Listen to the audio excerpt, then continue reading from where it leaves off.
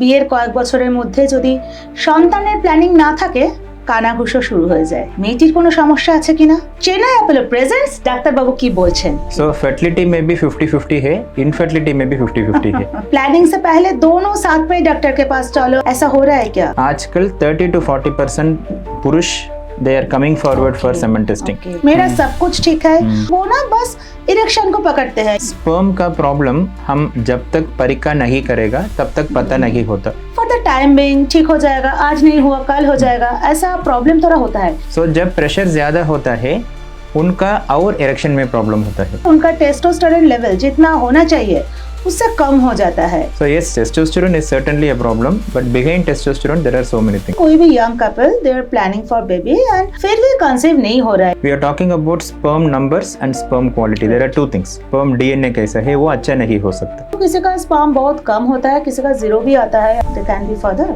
Zero sperm count आजकल बहुत common हो रहा है। There is a 2% reduction in sperm counts every year. ये तो दिखने में पूरा ठीक ठाक है, अच्छा है। मैं एक स्ट्रांग मेल हूँ, फिर भी उनको ये पता नहीं है he is the most vulnerable person. उनका जब फेलियर देखता है उनका एक्सेप्ट नहीं कर सकता। আমাদের সমাজে একটা অদ্ভুত নিয়ম আছে, কোনো দম্পতির বিয়ের কয়েক বছরের মধ্যে যদি সন্তানের প্ল্যানিং না থাকে কানাঘুষো শুরু হয়ে যায়। অনেকে আবার সরাসরি আঙ্গুল তোলেন মেয়েটির কোনো সমস্যা আছে কিনা। বিয়ের পর কোন দম্পতি কবে বাচ্চা নেবেন সেটা একান্ত তাদের সিদ্ধান্ত, কিন্তু যদি সমস্যার কথা এসেও থাকে তাহলে কিন্তু মেয়েদের যতটা সমস্যা থাকতে পারে ততটাই থাকতে পারে পুরুষদেরও। চেন্নাই অ্যাপোলো প্রেজেন্টস ডাক্তারবাবু কি বলছেন, আজ দ্য ওয়ার্ল্ড আরোগ্য নতুন এপিসোডে আমি তিয়াস এই নিয়েই কথা বলবো। আমার সঙ্গে রয়েছেন চেন্নাই অ্যাপোলো হাসপাতালের সিনিয়র কনসালটেন্ট ইউরোঅ্যান্ডোলজিস্ট এবং male fertility expert doctor Vilbavathi S Karthikeyan. Welcome doctor. नमस्ते। आज हम male fertility and male health के बारे में बात करेंगे, जो बात बहुत कम होता है। तो मैंने देखा है कि मेनी फैमिली में जब शादी के बाद बच्चा कब होगा ऐसा क्वेश्चन अराइज होता भी है तो लड़की को ही पूछता है, वो जो वुमन है उसको ही बोलता है कि क्या कुछ प्रॉब्लम तो नहीं है, लेकिन जो साइंस है वो बोलते हैं प्रॉब्लम दूसरों को ही हो सकता है। 50-50 लाइक ऐसा कुछ रेशियो होगा। तो इसके बारे में आपका रियल लाइफ एक्सपीरियंस कैसा है? सो एक्चुअली ये बहुत इंपॉर्टेंट क्वेश्चन।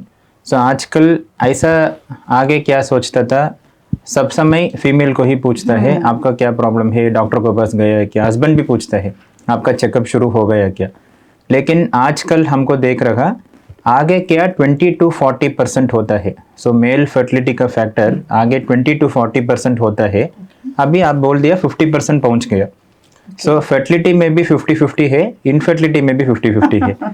सो मेल्स आजकल चेकअप के लिए आने के भी शुरू कर रहा। सो उसके लिए भी कारण हम पकड़ सकता। सो मेल का प्रॉब्लम है वो भी पकड़ सकता। प्लस आज लास्ट 10 years में मेल इनफर्टिलिटी ज़्यादा हो रहा। सो डॉक्टर सेज कि प्लानिंग से पहले दोनों साथ में डॉक्टर के पास चलो और जो बेसिक टेस्ट है वो करवा लेने के लिए। तो ऐसा रियल लाइफ में आपका जो एक्सपीरियंस है ऐसा हो रहा है क्या? यस, एक्चुअली क्या है, मैं जब हमारा एंड्रोलॉजी प्रैक्टिस शुरू हो गया, मे बी 5 to 7 years आगे हमारा कोर ये मेल फर्टिलिटी का प्रैक्टिस शुरू हो गया। उस समय से अभी आजकल 30-40% पुरुष they are coming forward for semen testing. So मेरा फर्स्ट चेक करेगा, अगर मेरा प्रॉब्लम नहीं है तो फिर वाइफ को चेकअप करेगा। अच्छा है ये। ऐसा शुरू हो गया, लेकिन फिर भी 60% अभी भी लास्ट में ही आता है। सो क्या होता है, फीमेल का चेकअप हो गया, ट्रीटमेंट के भी ले गया, उस दिन हम स्पर्म टेस्ट करता है उसमें काउंटिंग कम है या जीरो है। सो उतना लेवल तक वो मतलब डिले नहीं होना चाहिए। आप जैसा बोल दिया, अगर लेडीज को चेकअप शुरू होगा साथ साथ में नेक्स्ट वीक में नेक्स्ट डे में मेल भी चेकअप के लिए आना बहुत जरूरी है। ओके सर, जैसे आपने बोला आगे बहुत मेल आ रहे हैं, लेकिन अभी तक बहुत मेल को वे भी कहते हैं आई फील परफेक्टली ऑलराइट, मेरा सब कुछ ठीक है। और ये जो मेल फर्टिलिटी का इशू है वो ना बस इरेक्शन को पकड़ते हैं, ये तो ठीक है सब कुछ ठीक है। तो अंदर जाना नहीं चाहते हैं, लेकिन जो प्रॉब्लम अंदर में छुपा रहते हैं ये अभी इंक्रीज भी हो रहा है। जैसे आपने बोला men infertility is growing up. So इसका बीच में वो संपर्क क्या है कि I am feeling perfectly alright but everything is not alright? Correct. So actually क्या होता है, मेल लोगों को देखने के समय सब अच्छा लगता है. So his height is good, weight is Yeah. Good, muscles are good, may be otherwise also everything is good, erection is also good. But then male fertility में क्या प्रॉब्लम होता है, स्पर्म का क्या होता है, प्लस रिलेशनशिप में क्या होता है. अगर रिलेशनशिप में भी सब ओके है, फिर भी अगर वाइफ का सब ओके है तो फिर male has to come forward for testing. Okay. Because sperm का प्रॉब्लम हम जब तक परीक्षा नहीं करेगा तब तक पता नहीं होता. सिमिलरली टेस्टिस का साइज भी सब ओके मतलब देखने के समय सब ओके भी हो सकता, फिर भी स्पर्म में प्रॉब्लम हो सकता. कारण ये जस्ट उनका जस्ट देखने के अच्छा है उसमें नहीं है, उनका लाइफस्टाइल कैसा है, उनका स्ट्रेस लेवल कैसा है, अगर उनका ओबिसिटी है या क्या, प्लस उनका ओवरऑल मतलब वो टाइम टू टाइम काम कैसा क्या करता है, रात में काम करता है क्या, अगर खाना में उनका जॉब को हिसाब में अगर उनका खाना अच्छे से नहीं होता है या क्या, प्लस स्ट्रेस लेवल सब स्मोकिंग भी एक फैक्टर Yes, होता है. स्मोकिंग भी. सो हम एक्चुअली बात करता था एक नॉर्मल लुकिंग मेल, सो मैं स्मोकिंग के बारे में नहीं बोला, फिर भी smoking is an important factor. Right. सो ये सब रखने का समय हम जब तक परीक्षा नहीं करेगा तब तक शायद स्पर्म का प्रॉब्लम पता नहीं होता है. Right.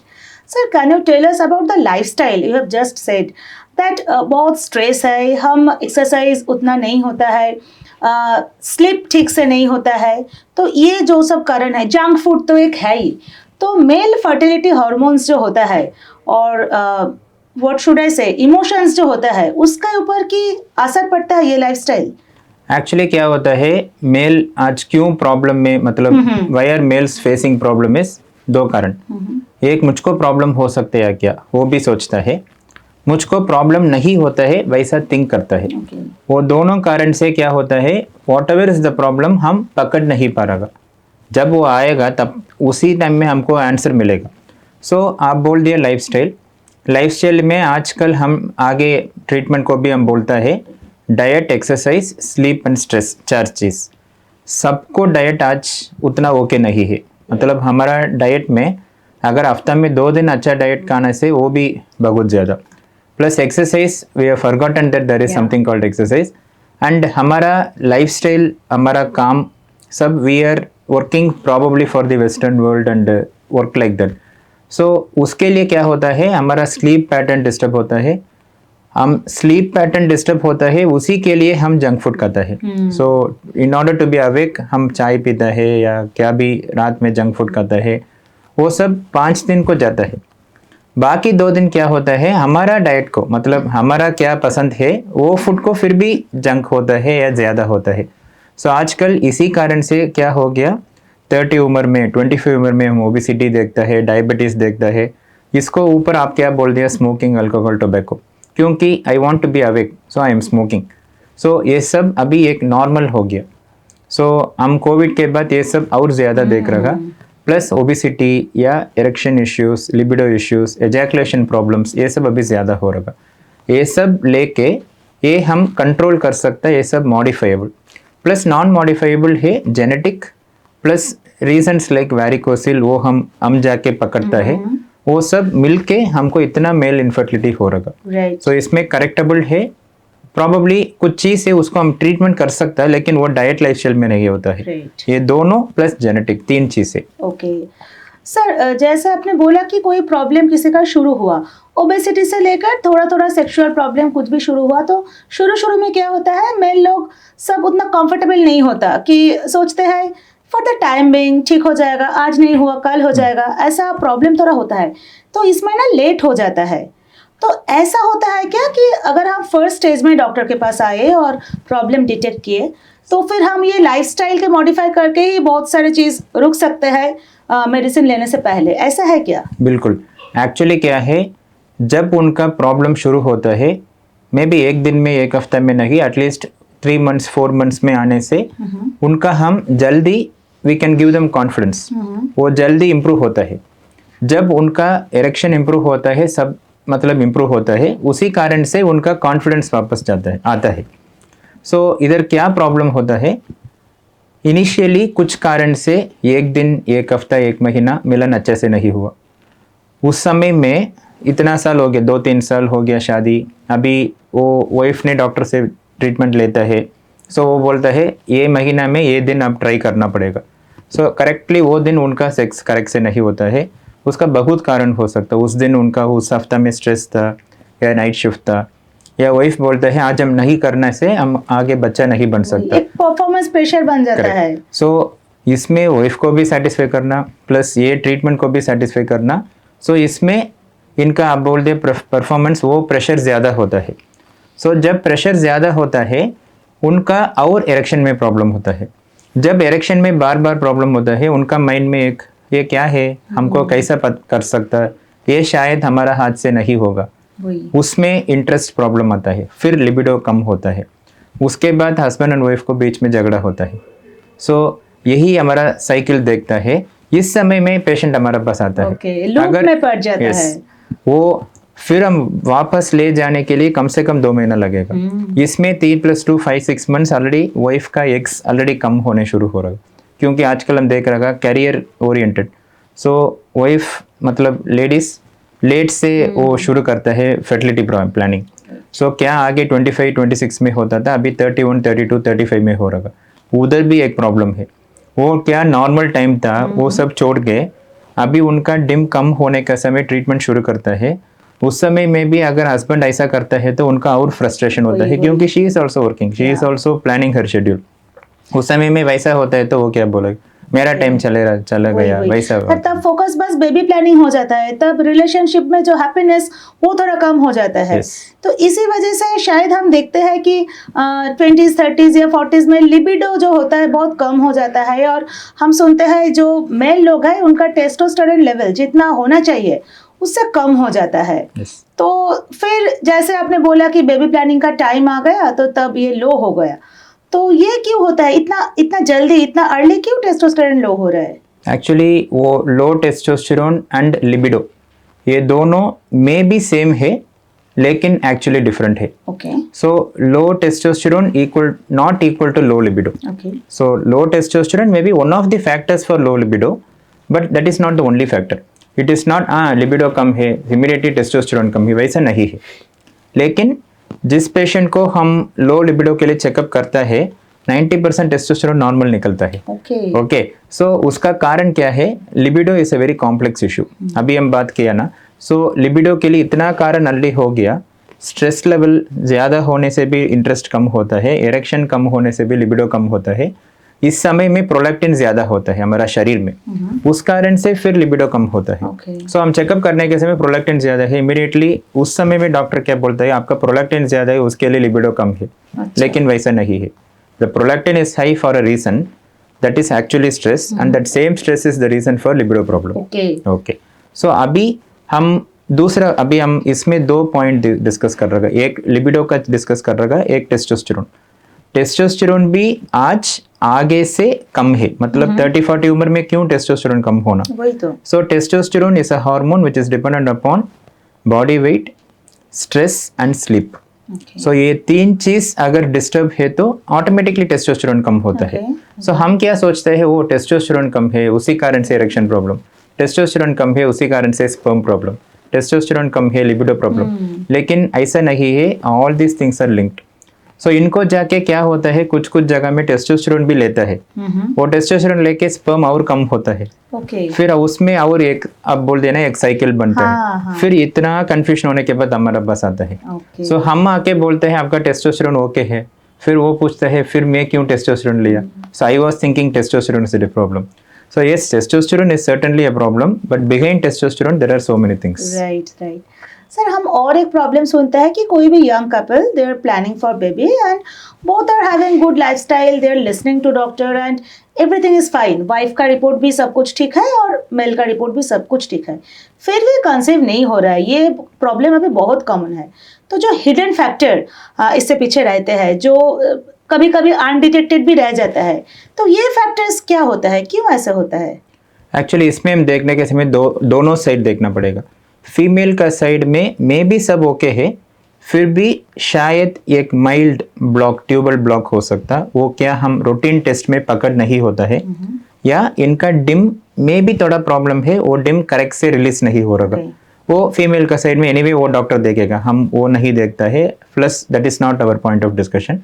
बट फिर भी अगर स्पर्म सब ओके है तो दोबारा फिर वाइफ को साइड जाके ये सब देखना है, वो फर्टिलिटी डॉक्टर्स ने करता है, फीमेल फर्टिलिटी डॉक्टर्स।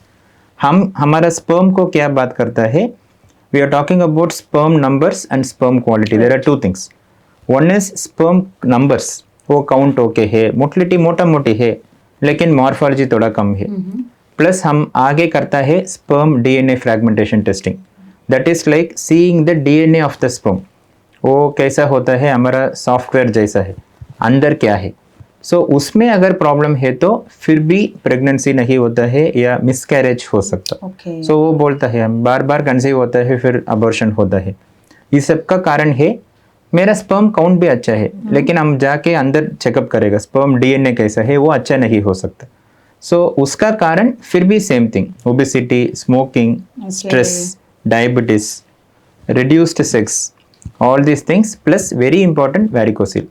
सो आप क्या बोल दिया उसका एग्जैक्ट आंसर क्या है, दो चीज हम मेल में देखना पड़ेगा, one is sperm DNA fragmentation, number 2 is varicocele. अगर वेरिकोसिल है, काउंट्स सब कम है, वाइफ को ट्रीटमेंट में जाता है, ये वेरिकोसिल को ट्रीटमेंट करने से माइक्रो सर्जरी हम आगे बता सकता, वेरिकोसिल का ट्रीटमेंट करने से वो कपल नेचुरली कंसीव हो सकता।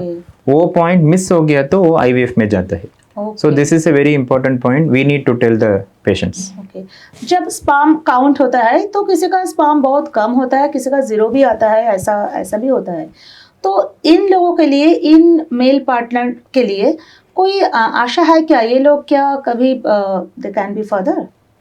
सो ये 0 स्पर्म काउंट आजकल बहुत कॉमन हो रहा, उसका ऐसा कारण नहीं 0 स्पर्म काउंट इतना कॉमन हो गया, हम एंड्रोलॉजी में ज़्यादा 0 स्पर्म काउंट देखता है, फिर भी आगे से अभी 0 स्पर्म काउंट ज़्यादा हो रहा, मतलब दैट प्रॉब्लम इज इंक्रीजिंग। इसका कारण क्या है, WHO ने भी बोल दिया 1973 से अभी 2020 तक रेगुलरली स्पर्म काउंट्स कम हो रहा, there is a 2% reduction in sperm counts every year.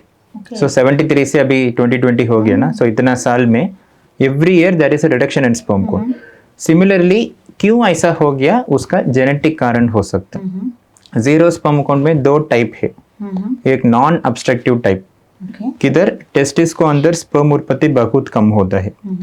Second type है ऑब्स्ट्रक्टिव टाइप, उधर प्रोडक्शन अच्छा है लेकिन बाहर आने के लिए रास्ता में इधर ब्लॉक है या जनन से वो मतलब रास्ता नहीं है।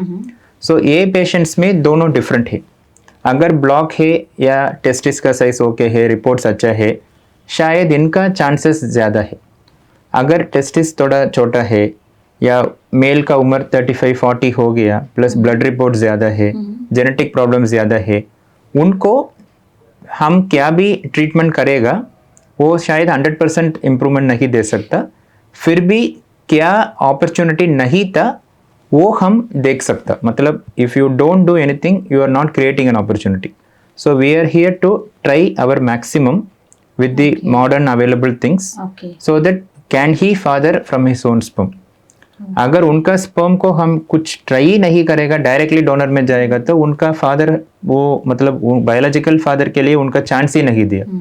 उसके लिए हम इनका ब्लड टेस्ट करेगा, स्पेशल ट्रीटमेंट देते हैं, माइक्रो टीसी करके एक स्पेशल ऑपरेशन करता है, रेगुलरली नीडल में देखता है, लेकिन माइक्रो टीसी करके एक स्पेशल ऑपरेशन के उसमें टेस्टिस को खोल के किधर स्पर्म प्रोडक्शन हो सकता उसको फाइंड आउट करके उस जगह में स्पर्म है क्या देखेगा।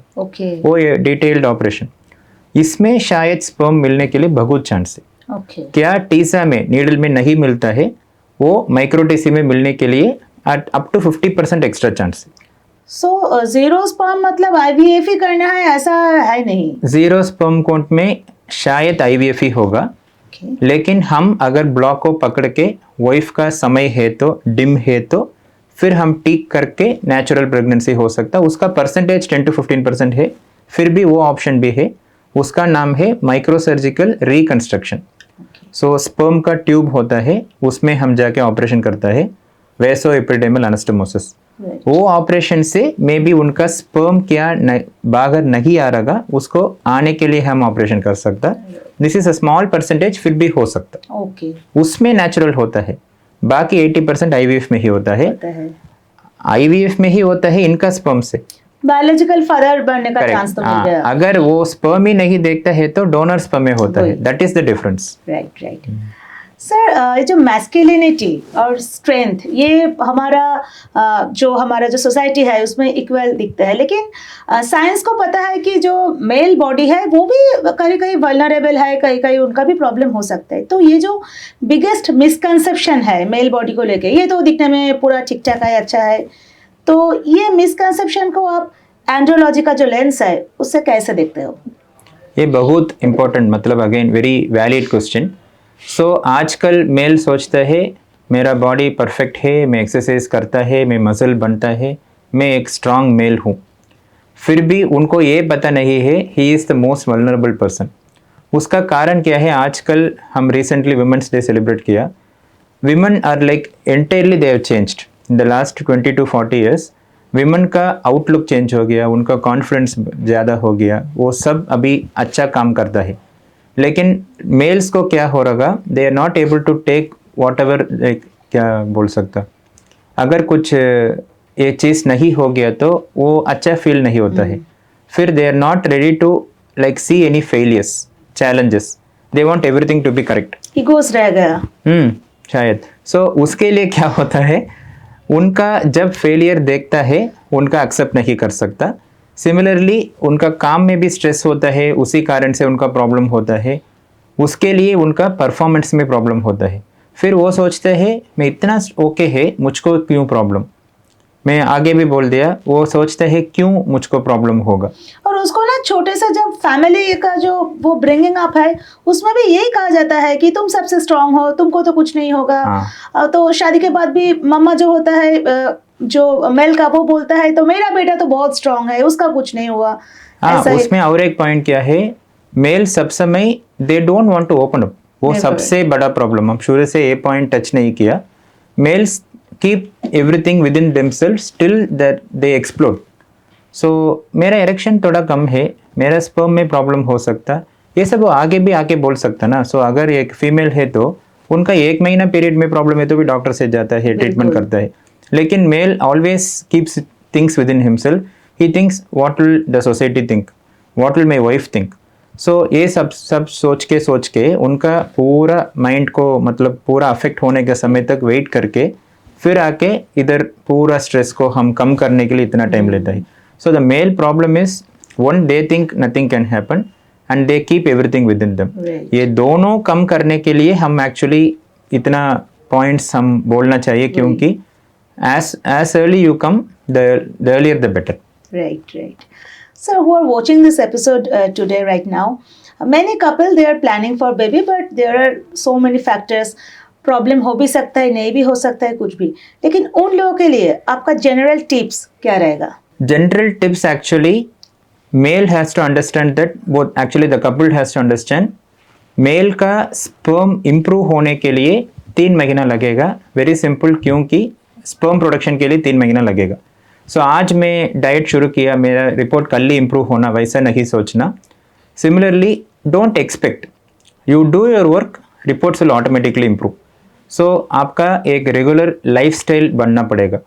डाइट क्या भी फॉलो करना पड़ेगा, थोड़ा कार्बोहाइड्रेट्स कम करना, थोड़ा वेजिटेबल प्रोटीन ज़्यादा करना, एनिमल प्रोटीन कम करना, फ्रूट्स वेजिटेबल्स ज़्यादा खाना, प्लस डाइट में पोर्शंस कम करना। ये सब ऑलरेडी आज सबको पता है, उसको करेक्ट से फॉलो करना। Number 2, minimum 30 to 40 minutes walking कर सकता। Couple has to spend time, दोनों बैठ के बात करना, आराम से इवनिंग वॉक में जा सकता, प्लस मिलन रेगुलरली करना पड़ेगा। प्लस स्ट्रेस को कम करने के लिए अच्छा नींद 7 आवर्स करना पड़ेगा। हम आजकल सब पेशेंट को बोलते हैं sleep hygiene, 2 hours before sleep unwind from digital, whatever digital environment you are in. And finally meditation 5 minute per day भी काफ़ी होगा। प्लस आपका सब ट्रीटमेंट करो, आपका वैरिकोसिल है या क्या, स्पर्म करेक्ट से टेस्टिंग करना पड़ेगा, हमारा प्रॉब्लम क्या है, फिर मेडिसिन लेना, 2-3 महीना टाइम देना। उस समय फिर भी मेरा नहीं होगा ऐसा मत सोचना। You give adequate time before taking the next step. शायद ये बहुत इंपॉर्टेंट, दोनों হাজব্যান্ড অ্যান্ড ওয়াইফ দোনো স্ট্রেস नहीं लेना पड़ेगा। পুরুষদের স্বাস্থ্য নিয়ে কথা বলা আজকে এখনো আমাদের সমাজে অস্বস্তির বিষয়, কিন্তু শরীরের আর 5টা সমস্যার মতোই এটাও খুব সাধারণ সমস্যা। এটা চেপে রাখলে কিন্তু সমস্যা জটিল হতে পারে, বরং আগে ভাগে ডাক্তারবাবুর কাছে গেলে আশার আলো দেখা যেতে পারে, ঠিক যেমনটা আমাদের বুঝিয়ে বললেন ডাক্তারবাবু। আপনাদের যদি এই সংক্রান্ত আরও কোনো তথ্যের দরকার হয়, আপনারা যদি ডাক্তারবাবুর সঙ্গে যোগাযোগ করতে চান, তাহলে স্ক্রিনে দেওয়া নাম্বারে যোগাযোগ করতে পারেন। এবং এই এপিসোড আপনাদের ভালো লাগলে অবশ্যই লাইক করবেন, কমেন্টে মতামত জানাবেন, শেয়ার করবেন। ততক্ষণ দেখতে থাকুন দ্য ওয়াল, কারণ খবর এখন এখানেই।